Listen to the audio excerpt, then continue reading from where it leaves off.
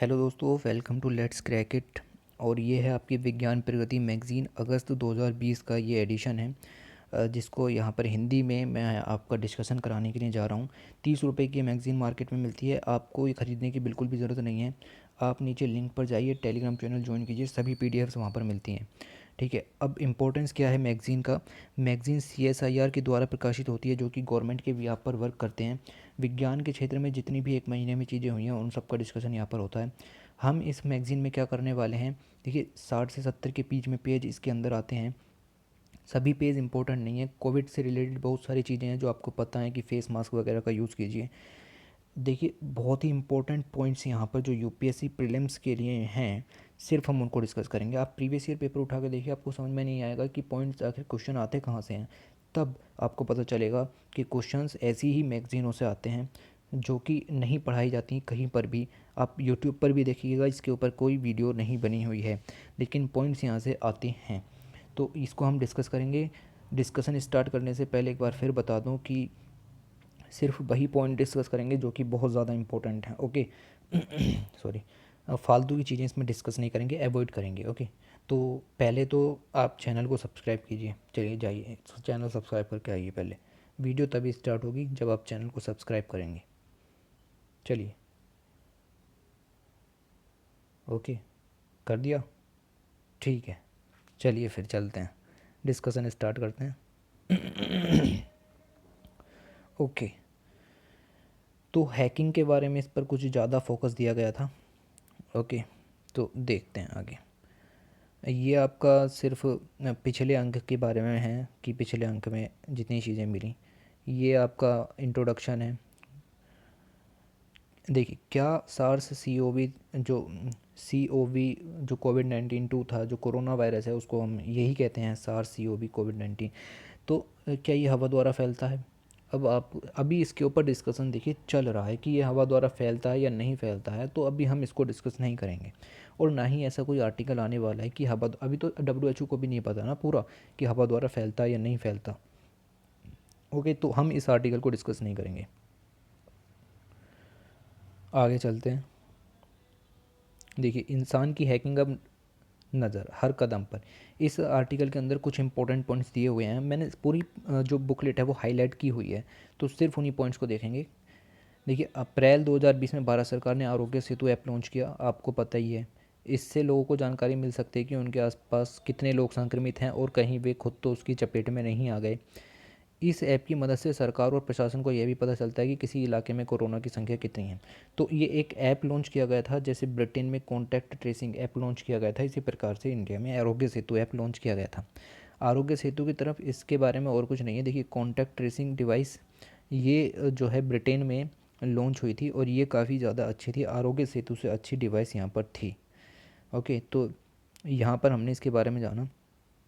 देखिए infected person और उसके आजू बाजू में risk of contagion and no risk of contagion के बारे में यहाँ पर ग्राफ बना करके इन्होंने समझा दिया। अब ये चीज़ें यहाँ पर नहीं आती। देखिए ये थोड़ा ज़रूरी है कि फेस रिकॉग्निशन सिस्टम जो है इंडिया को लॉन्च करना चाहिए, इंडिया में लॉन्च नहीं है। ऐसी ही तकनीक है फेशियल एवं फेस। इस तकनीक में सीसीटीवी कैमरों के से लोगों के फ़ोटो को लेकर आर्टिफिशियल इंटेलिजेंस की मदद से उन चेहरों का मिलान डाटाबेस में मौजूद आंकड़ों से किया जाता है और व्यक्ति की पहचान सुनिश्चित की जाती है। देखिए फेस रिकॉग्निशन सिस्टम के बारे में आपको पता ही होगा, कैमरे लगे हुए होते हैं, आपका फेस कैच करते हैं और फेस आपका कंप्यूटर में स्कैन हो जाता है और पता चल जाता है कि ये आदमी वो आदमी है। इसका जो तकनीक है ये वाली, इसका पहला प्रयोग जुलाई 2019 में हैदराबाद स्थित राजीव गांधी एयरपोर्ट पर डिजी यात्रा प्रोजेक्ट के तहत किया गया था। वेरी इंपॉर्टेंट पॉइंट यहाँ पर आपको निकल कर जाता है। वहाँ चेहरा पहचान कर एयरपोर्ट में एंट्री देने वाले सिस्टम की शुरुआत ट्रायल के तौर पर की गई थी। सितंबर 2019 में इसे दिल्ली एयरपोर्ट पर भी लागू कर दिया गया। तो फेस रिकॉग्निशन सिस्टम इंडिया में कहाँ लागू हुआ सबसे पहले? देखिए पीसीएस में इस तरह के क्वेश्चंस आ जाते हैं, यूपीएससी में नहीं आते। देखिए किस तरीके से काम करेगा, आपका स्किन कैप्चर करेगा, आपका इस जो फेस है उसको कैप्चर करेगा, डाटा एक्सट्रैक्ट करेगा, फिर उसकी कंपेयर करेगा आपके सिस्टम से और फिर पता कर लेगा कि हाँ ये आदमी ये है और इसका डाटा हमारे सिस्टम में है। आगे चलते हैं कुछ और चीज़ें। देखिए भारत की तरह ब्रिटेन, अमेरिका और चीन में भी आर्टिफिशियल इंटेलिजेंस से संचालित फेस रिकॉग्निशन सिस्टम को लागू किया गया। हालांकि सभी जगहों पर लेकर इसको विवाद चल रहे हैं। ब्रिटेन में जुलाई 2019 में एक रिपोर्ट में खुलासा हुआ कि लंदन मेट्रोपॉलिटन पुलिस को चेहरा पहचानने वाली तकनीक द्वारा पहचाने गए 5 संदिग्धों में से यानी 80% लोग निर्दोष थे। तो जो इसकी क्रेडिबिलिटी है सिस्टम की वो सिर्फ 20% है। 80% गलत डाटा यहाँ पर सामने देखने को मिला। तो ये विवाद यहाँ पर रहे। इंडिया में भी इस तरह के विवाद हो सकते हैं, उनका डिस्कशन यहाँ पर हुआ ही नहीं है। देखिए, उल्लेखनीय है कि फेस रिकॉग्निशन सिस्टम को भले ही हम एकदम नई तकनीक माने, लेकिन सच्चाई यह है कि इसके प्रयोग अब 5 दशक पहले ही शुरू हो चुके हैं। अभी अभी लगता है कि ये अभी अभी शुरू हुआ होगा, लेकिन इस पर हम काम 5 दशकों से कर रहे हैं। फिर देखिए, जेनेटिक मैपिंग से पहचान। जेनेटिक मैपिंग क्या होती है? जैसे आपको डीएनए मिला, मान लो आप किसी क्राइम सीन पर गए, आपने वहाँ से डीएनए उठाया। डीएनए उठा करके आप उसको अपने कंप्यूटर में एक्सट्रैक्ट कर लेते हो, और एक्सट्रैक्ट करने के बाद उसका डाटा आप सेव कर लेते हो। तो इसको कहते हैं जेनेटिक मैपिंग। ठीक है, आपने एक जीन उठाया, उसको एक्सट्रैक्ट किया, आपने कंप्यूटर में उसका डाटा फीड कर लिया। अगली बार अगर उस पर्सन से रिलेटेड कोई भी चीज़ मिलेगी तो आप सेव काम करोगे और पता कर लोगे कि यही पर्सन पहली बार भी इन्वॉल्व था। तो ये होती है जेनेटिक मैपिंग। तो ये थोड़ी सी पुरानी चीज़ हो चुकी है। अब उसके बाद दिमाग में चिप। देखिए, दिमाग में चिप का क्या सिस्टम है। देखिए, दिमाग में आपके मेमोरी कार्ड एक फ़िक्स कर दिया जाता है, और वो काम करता है आर्टिफिशियल इंटेलिजेंस की तरह, मशीन लर्निंग की तरह और डीप लर्निंग की तरह। ठीक है, मशीन जुटाए गए डाटा से बहुत कुछ सीखती है, लेकिन उन पर नियंत्रण ज़रूरी है। तो आप रोबोट को एक तरीके से मशीन के इंसान के अंदर फिट कर देते हैं, उसके दिमाग में भी होता है, और एक आप चाहें तो उसके हार्ट में भी फिट कर सकते हैं। आर्टिफिशियल इंटेलिजेंस की तरह इंसान को पता चल जाता है कि कौन सी चीज़ सही है, कौन सी चीज़ गलत है। वो टेक्निकल चीज़ों को समझने लगता है। एक साधारण इंसान की यहाँ पर बात हो रही है। सॉरी, आगे चलते हैं। देखिए, ये आर्टिकल ख़त्म हो गया, इसमें और कुछ था नहीं काम का, इसीलिए इतना ज़्यादा नहीं है। काम की चीज़ें अभी आगे हैं, काफ़ी ज़्यादा इंपॉर्टेंट चीज़ें हैं। क्या कोविड-19 वैक्सीन का सीन क्या है? देखिए, वैक्सीन अभी बनी नहीं है, जब रिलीज़ हो जाएगी मार्केट में तब देखेंगे। ओके, पर आप इस चीज़ को देख लीजिएगा, क्योंकि भारत का थोड़ा सा इसमें योगदान रहता है। वैक्सीन के बारे में एक उत्साहजनक बात है कि हमारे देश में भी कंपनी भारत बायोटेक ने एक वैक्सीन विकसित किया, उसका नाम रखा है कोवैक्सीन। देखिए, ये है वो वैक्सीन, और 7 जुलाई से इसका ट्रायल चल रहा है।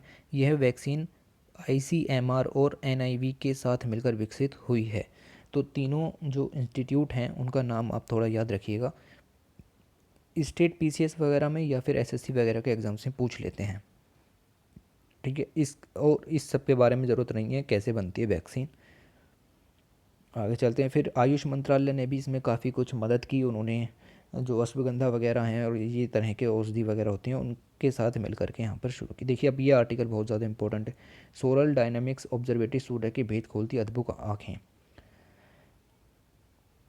देखिए, सोलर डायनामिक्स ऑब्जर्वेटरी अमेरिकी अंतरिक्ष, देखिए नासा का महत्वपूर्ण मिशन है। अंतरिक्ष में स्थापित यह दूरबीन सूर्य पर 2010 से नजर तो सोलर मिशन है, और 2010 से ये काम कर रहा है। यह वेधशाला नासा के महत्वाकांक्षी कार्यक्रम लिविंग विद स्टार्स का पहला मिशन है। तो लिविंग विद स्टार किसका मिशन है? नासा का मिशन है। इस कार्यक्रम का उद्देश्य है सूर्य तथा इसके पृथ्वी के साथ संबंधों को समझना है। यह विशेषकर सूर्य के उन पहलुओं का उजागर करती है जो सीधे तौर पर समाज पर प्रभाव डालते हैं। सूरज के अंदर क्या है, क्यों है, कितनी गर्मी है, कितनी हाइड्रोजन, कितनी हीलियम है, उस सब का जानकारी ये देती है। फ़ोटोज़ भी क्लिक करती है। अभी हम इसके कंपोनेंट्स वगैरह भी देखेंगे। सूर्य के वातावरण को समझने में मदद करती है, उसका प्रभाव अंतरिक्ष पर क्या होता है उसको समझने में मदद करती है। सूरज सामान्यतः शांत प्रतीत होता है, लेकिन एक सक्रिय तारा है, और जब इसकी इमेजेस ली जाती हैं तब पता चलता है कि चीज़ क्या है। सौर सक्रियता सीधे तौर पर सूर्य के चुंबकीय क्षेत्र, देखिए सूर्य के अंदर चुंबकीय क्षेत्र होता है। सोलर डायनामिक्स ऑब्जर्वेटरी, जिसकी हम यहाँ पर बात कर रहे हैं, जो कि नासा का एक प्रोग्राम है, सूर्य के चुंबकीय क्षेत्र के उद्भव व इसकी गतिकी का अध्ययन भी करती है। तो चुंबकीय क्षेत्र का अध्ययन भी करती है। और फिर सौर प्रभाव, क्रीटावरण द्रव्य उत्सर्जन, सौर प्रभाव, देखिए सूरज में भी बहुत सारी चीज़ें होती हैं, जो फ्लोर्स उस पर निकलते हैं, उन चीज़ों को भी ये मापती है। ये यहाँ पर हमने प्रक्षेपण कर दिया था। 2010 का ये फ़ोटो है। इस तरीके की कुछ मशीनें थीं। सोलर डायनामिक्स ऑब्जर्वेटरी को इस प्रकार से रूपांतरित किया गया है कि सौर सक्रियता को इतनी गहनता से जांच सके जितनी आज तक का ऐसा कोई मिशन नहीं हुआ जो इसके जैसा सोलर को जो है ऑब्जर्व कर सके। हम आदित्य L1 लॉन्च कर रहे हैं, हो सकता है वो इससे अच्छा कर सकता है। सोलर डायनामिक्स ऑब्जर्वेटरी के प्रक्षेपण सूर्य की संरचना की उन आंतरिक परतों से शुरू होते हैं जहाँ से सूर्य के चुंबकीय क्षेत्र का उद्भव होता है। तो प्रक्षेपण वहाँ से शुरू होता है जहाँ से चुंबकीय क्षेत्र का उद्भव होता है, ये इसकी खास बात है। तदुपरांत ये सूर्य की फोटोस्फीयर का अध्ययन करता है। धीरे धीरे वो बाहर की परतों की तरफ आता है। सूर्य में कई सारी परतें होती हैं। कोर होता है, फिर आपका फोटोस्फीयर होता है, फिर क्रोमोस्फीयर होता है, कई सारे होते हैं जहाँ चुंबकीय क्षेत्र और कलंकों के क्षेत्र में दृष्टिगोचर होता है। साथ ही यह सूर्य के वातावरण का प्रेक्षण करके सूर्य की समग्र संरचना, सूर्य की संरचना तक ये बता सकता है। इस तरह सौर सक्रियता तथा सूर्य के डायनामो को समझने में बहुत ही महत्वपूर्ण है ये प्रोग्राम। अभी तक रहस्य बनी हुई बहुत सारी चीज़ों को जिनकी भविष्यवाणी हुई है उनको समझने में सहायता मिली है। सोलर डायनामिक ऑब्जर्वेटरी जिसकी हम यहाँ बात कर रहे हैं को एक अन्य प्रसिद्ध एवं अत्यंत सफल मिशन सोलार एंड हीलियोस्फेरिक ऑब्जर्वेटरी के विकल्प के तौर पर जाना जाता है। तो पहले एक मिशन भेजा गया था, सोहो मिशन उसका नाम था, और उसके बाद इसको भेजा गया तो उससे हमें कुछ ज़्यादा फ़ायदा हुआ नहीं था, इसीलिए हमने इसको डेवलप किया। देखिए इसके उपकरण को अगर हम देखें तो इसमें कौन कौन से जो एसेट लगे हुए हैं उनको देखते हैं। तो एक्सट्रीम अल्ट्रावायलेट वेरिएबिलिटी एक्सपेरिमेंट। देखिए सूर्य से परावैंगनी किरणों की उत्पत्ति होती है, तो आपको पता है, तभी तो ओजोन हमारी उससे रक्षा करती है। तो ये उसको मापता है कि कितनी अल्ट्रावायलेट किरणें यहाँ पर आने वाली हैं और उनकी तीव्रता क्या है। ठीक है। दूसरा देखिए हीलियोसिस्मिक एंड मैग्नेटिक इमेजर। फिर ये चुंबकीय क्षेत्र को मापने के लिए एक अलग उपकरण इसके अंदर लगाया है कि सूर्य का चुंबकीय क्षेत्र कितना तेज है। तीसरा, जब कोई तरंग सूर्य की सतह पर संचरित होती है तो सूर्य की आंतरिक परतों से भी होकर गुजरती है। सूर्य की आंतरिक संरचना तरंग की गति को प्रभावित करती है। अधिक गर्म प्लाज्मा में तरंग की गति बढ़ जाती है। देखिए ये सूर्य का आंतरिक रूप है। अगर कोई तरंग यहाँ से गुजरेगी तो वो इसकी भीतर से होती हुई उधर पार हो जाएगी। जब भीतर से पार हुई भी होगी तो आपने पढ़ा होगा कि सघन माध्यम और विरल माध्यम का कॉन्सेप्ट, कि जब एक तरंग दूसरे माध्यम से दूसरे माध्यम में जाती है तो वो अपने मार्ग से विचलित हो जाती है। ये परावर्तन के नियम कहलाते हैं और इसी की बेस पर हम पता कर सकते हैं कि अंदर के माध्यम की डेंसिटी कितनी है, वो सघन है या विरल है। आगे चलते हैं। ये हीमियोसिस्मिक एंड मैग्नेटिक इमेजर उपकरण है जो कि यहाँ पर ये बंदा देख रहा है। फिर इसके और उपकरण अगर हम देखें तो एटमॉस्फेरिक इमेजिंग असेंबली। 4 दूरबीनें जो है इसमें सेट की गई हैं उपकरण में, जो कि चित्र लेती हैं।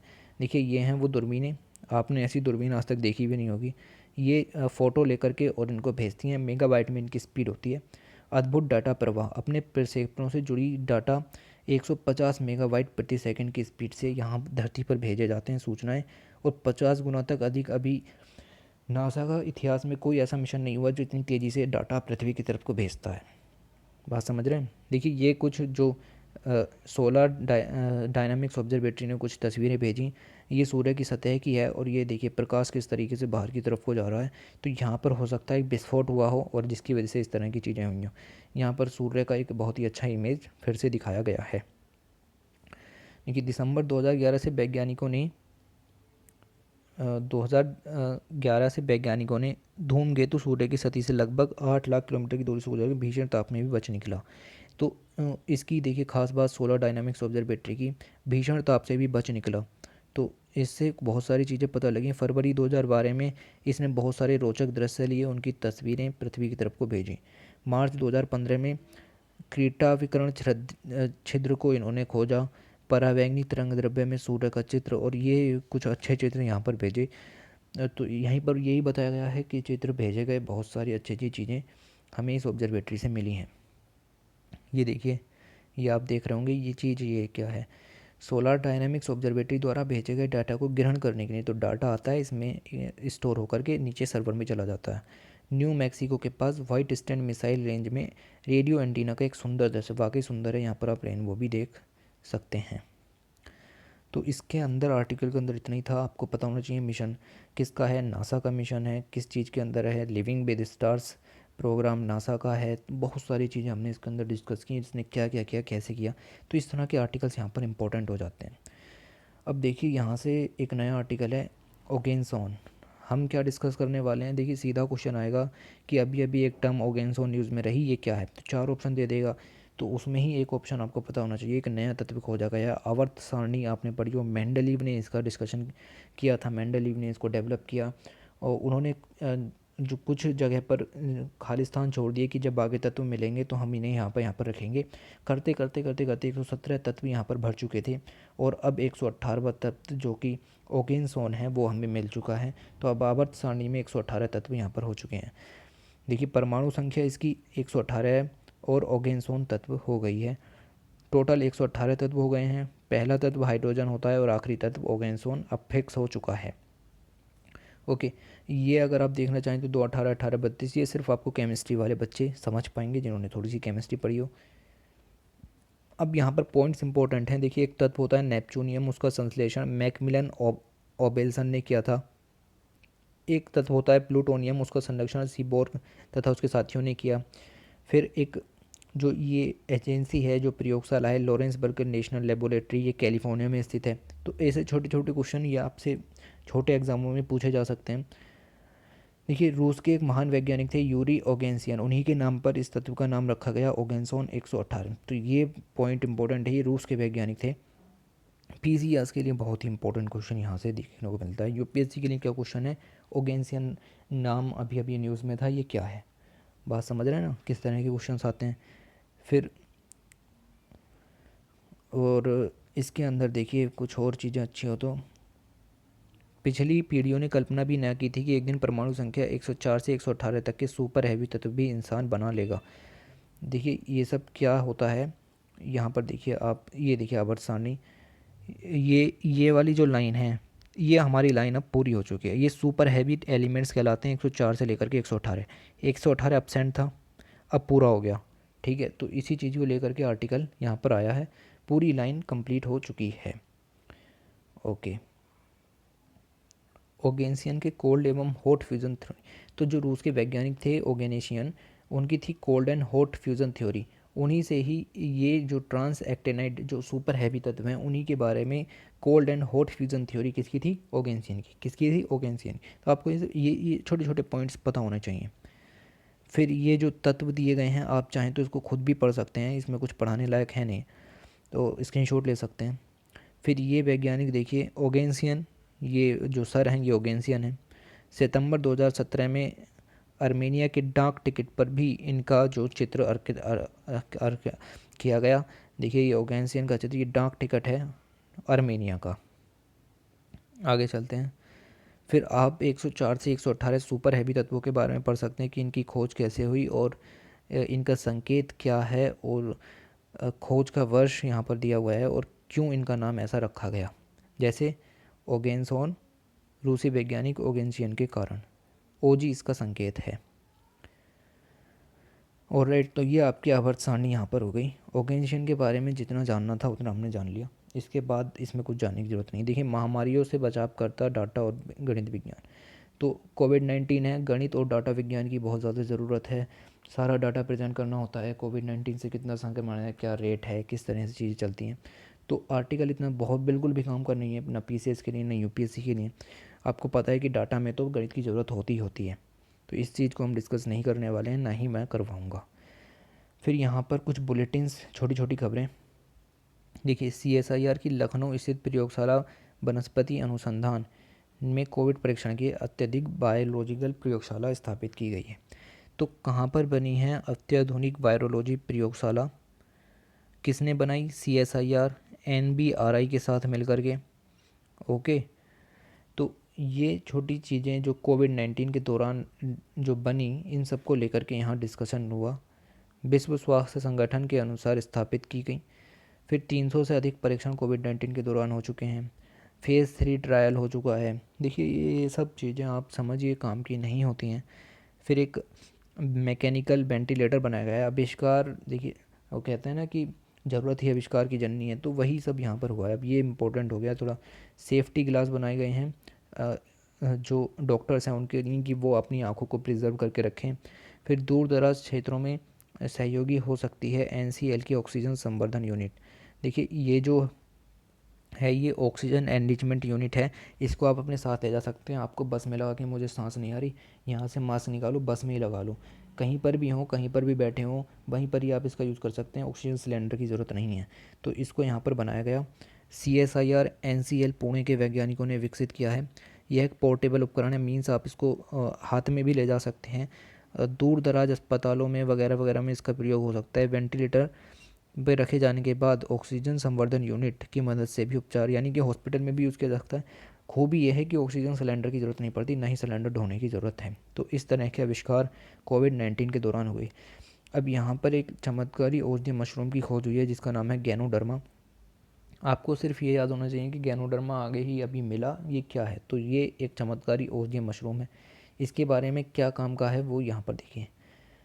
पहली बात तो ये एक मेडिकल मशरूम है। इसे ऋषि मशरूम या लाल मशरूम के नाम से भी जाना जाता है। एक तरह का कवक है। तो ये 2 पॉइंट यहाँ पर मिल गए। पहली बात तो ये औषधीय है, ऊपर से एक कवक है। गैनोडर्मा मशरूम का उपयोग औषधीय रूप से विभिन्न प्रकार की बीमारियों के इलाज में किया जाता है, जैसे मधुमेह, गठिया, कैंसर, चाहे यूँ कहें कि लगभग संपूर्ण रोगों की दवाई। तो आप देखिए इसका कितना इम्पोर्टेंस यहाँ होने वाला है। इस प्रकार इस मशरूम को रामबाण मशरूम भी कहते हैं, या मशरूम ऑफ लॉन्गेविटी भी कहते हैं, मशरूम ऑफ इमोर्टलिटी के उपनामों से भी जाना जाता है। तो ये इसको उपनाम दिए गए हैं। ये मशरूम है, आप फ़ोटो देख सकते हैं। बाकी अगर आपको पढ़ना है तो आप बायोलॉजी के स्टूडेंट होने चाहिए। और यूपीएससी ये नहीं कहता कि आप बायोलॉजी भी पूरी पढ़ के आइए। हमने आपको बता दिया क्या है गैनोडर्मा, एक कवक है, औषधीय रूप में यूज़ होता है।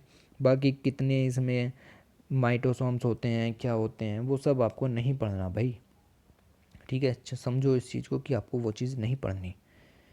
देखिए आयुर्वेदा से हारेगा कोरोना।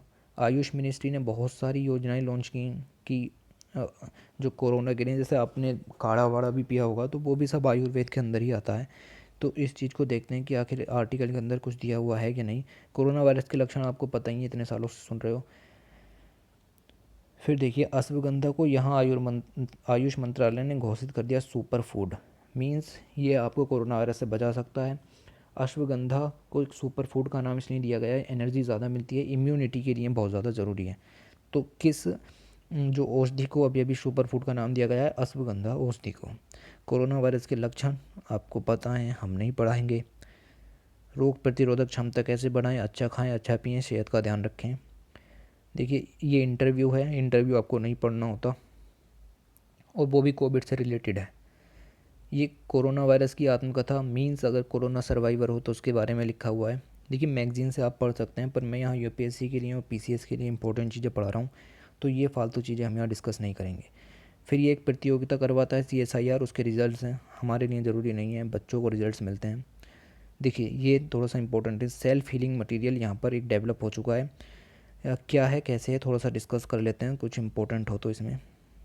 ओके, इसमें तो कुछ भी इम्पोर्टेंट भी नहीं था, बस आप थोड़ा सा ध्यान रखिए कि सेल्फ हीलिंग मटेरियल जैसे क्या होता है, कोई चीज़ टूट गई तो हम उसको किसी चीज़ से चिपकाते हैं बीच में, ठीक है, कुछ डाल करके। अब ये सेल्फ हीलिंग मटेरियल क्या होता है, आप इस तरह से, जैसे टेप भी इस तरह के बनने लगे हैं कि आप उस टूटी हुई जगह पर सिर्फ टेप भी लगा देंगे तो म्यूटेशन वगैरह के थ्रू वो चीज़ें जुड़ जाएंगी। तो इसी चीज़ की यहाँ पर बात हुई थी कि टूटी संरचनाओं को जोड़ने में प्रयुक्त होगा गिलास ट्रांसप्लांट, इसका नाम रखा गया है। देखिए ये इस तरीके से काम करता है, जैसे टूटन हुई, जैसे कि टूटन, फिर यह दरार पड़ जाती है, फिर यहाँ ट्रिगर होता है, तो आपने मतलब कुछ पदार्थ वगैरह यहाँ पर लगाया और उसने उस चीज़ को भर दिया और जोड़न युक्त संरचना यहाँ पर फिक्स हो गई। देखिए इस तरीके से ये है, ये चीज़ आपकी टूटी, फिर इसने इस चीज़ को भर दिया और फिर ये आपका सॉलिड हो गया वापसी। ओके, तो इसके अंदर यही था। देखिए गणित धरा है पर मनोरम संगम, अतुल सर। मैथ ऑप्शनल वाले पढ़ना चाहें पढ़ें, नहीं पढ़ना चाहे तो भी ना पढ़ें, कोई ज़रूरत नहीं है। पता नहीं मैथ के बारे में यहाँ दिया ही क्यों है। हरी खाद और मृदा सुधार, एक यहाँ पर कविता लिख दी गई है, मज़ा आ रहा है बस। देखिए अंतरिक्ष और विज्ञान क्विज के बारे में यहाँ पर थोड़ा सा है। तो ये क्विज है, इसमें छोटे छोटे क्वेश्चन जो यूपीएससी के लिए काम के नहीं है लेकिन एसएससी के लिए काम के हैं, वो यहाँ पर दिए गए हैं। आप चाहें तो इनका स्क्रीनशॉट ले लीजिए, क्योंकि मैं इनको नहीं करवाने वाला हूँ और ये वीडियो पर्टिकुलरली यूपीएससी के मतलब की थी। चाहें तो कर सकते हैं, जैसे क्वेश्चन अच्छे होते हैं। पहला हृदय प्रत्यारोपण किसने किया, और अंटार्कटिका में पहुँचने वाली पहली महिला कौन थी। तो इनका स्क्रीनशॉट लीजिए, देखिए आप यहाँ तक कर लीजिए। ओके, देन आप इसका लीजिए स्क्रीनशॉट। ओके, नाउ आप इसका स्क्रीनशॉट ले लीजिए। और राइट, आगे चलते हैं। देखिए प्रतियोगियों के लिए ये भी छोटी छोटी चीज़ें हैं। किस पक्षी को प्रकृति की हेलीकॉप्टर भी कहा जाता है, तो ये हमिंग बर्ड का फ़ोटो यहाँ पर दिया हुआ है, तो आप इस तरह से इन चीज़ों को सोल्व कर सकते हैं। स्क्रीनशॉट लीजिए, आंसर भी आपके आगे हैं। ये पीडीएफ आपको उसके नीचे मिल जाएगी, आप इस तरह की चिंता मत कीजिए। ये आंसर लिखे हुए हैं और यहाँ पर इन सब के बारे में बताया भी गया है, ये आंसर्स हैं। देखिए फिर कुछ और छोटी छोटी चीज़ें। परीक्षण के लिए गतिशील डायग्नोस्टिक यूनिट आई लैब चलाएगी। तो आई लैब यानी कि गांव-गांव जाकर के कोरोना टेस्ट करेगी, उसके लिए ये चलाई गई। फिर आईआईटी गुवाहाटी ने बनाए सस्ते डायग्नोस्टिक किट्स जो कि कोविड-19 को जांच सकते हैं, उसके लिए डायग्नोस्टिक किट्स बनाए गए। फिर जर्मी क्लीन चलाया गया, सैनिटाइज़र चैम्बर एक बनाया गया, उसके अंदर से आप गुजरिए। डीआरडीओ ने इसको विकसित किया, जर्मी क्लीन इसका नाम रखा गया, उसके अंदर से निकलिए। 15 मिनट के भीतर वर्दी को सैनिटाइज़ कर सकता है, यानी कि आप अपने कपड़े उतारिए, उसके अंदर टांगिए और 15 मिनट में आपके कपड़े बिना धुले साफ। यूवीसी प्रकाश द्वारा त्वरित रसायन मुक्त कीटाणु शोधन, तो सेम ऐसा ही है। देखिए इस तरह से चीज़ें हैं, आप इसके अंदर कोई भी सामान रखिए और अल्ट्रावायलेट किरणें उन के जो वायरस हैं उनको ख़त्म कर देंगी और चीज़ों को साफ़ कर सकती हैं। फिर ये एडवर्टाइजमेंट है, अनन्या स्प्रे, हमें नहीं पता क्या है। फिर ये फ्लेक्सिबल सेंसर्स है जो कि आप अपनी कलाई पर लगाइए और यहाँ से आपकी नर्व्स वगैरह को सबको मोबाइल के अंदर आपको बता देगा ऐप वगैरह के थ्रू। फिर ये एडवर्टाइजमेंट है बाज़ार के लिए। फिर ये भी एडवर्टाइजमेंट है, इसको भी पढ़ने की ज़रूरत नहीं है। डीप लर्निंग ई स्किन, ओके, ये भी पढ़ने की ज़रूरत नहीं है मेरे हिसाब से। ये नहीं है, ठीक है, नहीं ज़रूरत है भाई। फिर ये फ्लाइजी ऐप, आप सोच रहे होंगे कितना अच्छा ऐप है, लेकिन ये एक एडवर्टाइजमेंट है। देखिए ये भी एक एडवर्टाइजमेंट है, रायलोटी। छोटी छोटी टेक्नोलॉजीज़ और एडवर्टाइजमेंट है। ये आपकी पज़ल है, यहाँ पर पज़ल्स भी आती हैं, आप चाहें तो सोल्व कर सकते हैं। तो ओके देन, देखिए 65 पेज थे और कितना टाइम लगा हमें, आप खुद ही बताइए। पूरी मैगज़ीन यहाँ पर डिस्कस हो चुकी है, तो ज़्यादा टाइम नहीं वेस्ट हुआ और पूरा का पूरा आपने खुद ही देखा होगा कि हमने सारी काम की चीज़ पढ़ी या नहीं पढ़ी। आप चाहे मैगज़ीन डाउनलोड करके देख सकते हैं कि कुछ छूट तो नहीं गया। एक भी पॉइंट जो यूपीएससी के काम का है वो यहाँ पर छूटा नहीं है। तो एवरीथिंग इज़ डिस्कस, जो नया मटेरियल खोजा गया, जो नए तत्व खोजे गए, उन सब के बारे में यहाँ डिस्कशन हो चुका है। ओके, घबराने की ज़रूरत नहीं है, मैगज़ीन में इतना ही काम का था, इतना पढ़ा दिया गया। तो फिर वही बात, चैनल को लाइक और सब्सक्राइब कर लीजिएगा। CSIR का क्योंकि प्रकाशन है, कोई इस पर वीडियो नहीं बनाता क्योंकि उन्हें लगता है पढ़ाने पढ़ने में टाइम वेस्ट होगा, लेकिन आप खुद ही देखिए 3-4 क्वेश्चन ऐसे इंपॉर्टेंट थे कि आपको कहीं ना कहीं ज़रूर मिलेंगे। और लास्ट में जो क्विज़ थे आप उसको भी सोल्व कीजिए, अच्छी रहती हैं, ठीक है। तो वही है, चैनल को सब्सक्राइब कीजिए। देखिए ज़रूरी होता है, आगे मोटिवेशन, आगे और भी वीडियोस बनेंगी, तो उसके लिए ये सब चीज़ें ज़रूरी हैं। तो फ़िलहाल इस वीडियो के अंदर इतना ही, पूरी मैगज़ीन अगस्त की डिस्कस हो चुकी है बस। तो फिर चलिए चलते हैं।